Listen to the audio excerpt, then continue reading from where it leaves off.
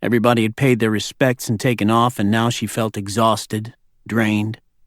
She poured a glass of Chardonnay and lit a cigarette. She was numb, her mind a blur, still trying to come to grips with what had happened. Luke entered the kitchen, walked past her, detached, expressionless, the same zombie trance he'd been in since the accident. He opened the refrigerator and grabbed a Gatorade, purple liquid in a plastic bottle called Riptide Rush. Kate said, "Come here." She took a couple steps and wrapped her arms around him. "I know you're hurting. I am too." She could feel Luke, rigid in her embrace. "I'm sorry," he said. She could see tears in his eyes before he looked down, staring at the floor. "You can't blame yourself. It was an accident." Luke pushed away from her. "I don't want to talk about it." He moved across the kitchen into the breakfast room and disappeared. It was dark when she went upstairs, leaning against the banister, right hand on the smooth polished oak as she scaled the winding staircase. A light in the foyer was on, but she was too tired to go down and turn it off. At the top of the stairs, she went left to Luke's room. The door was closed. She knocked and opened it and saw him on his bed staring up at the ceiling.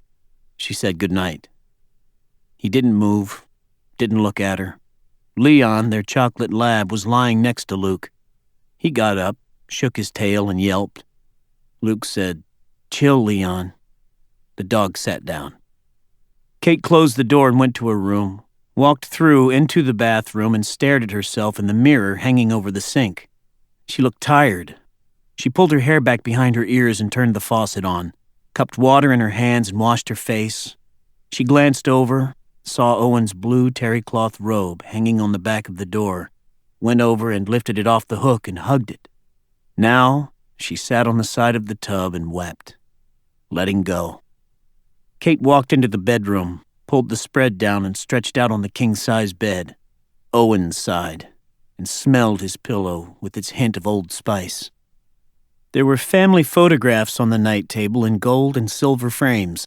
She picked up a sepia-toned picture of Owen with short hair, age 7, wearing a white shirt and a bow tie, a smile on his little face, proud because he'd just made his first communion. She put it back and picked up another. This one shot on their wedding day, Kate thinking it was one of the few pictures in 16 years that showed Owen with his eyes open. She held it and remembered the day they met. Ran into him coming around a corner at Farmer Jack's, the store at Losser and Maple. Their carts hitting head-on with impact, and it was so unexpected it was funny. He said, "You okay?"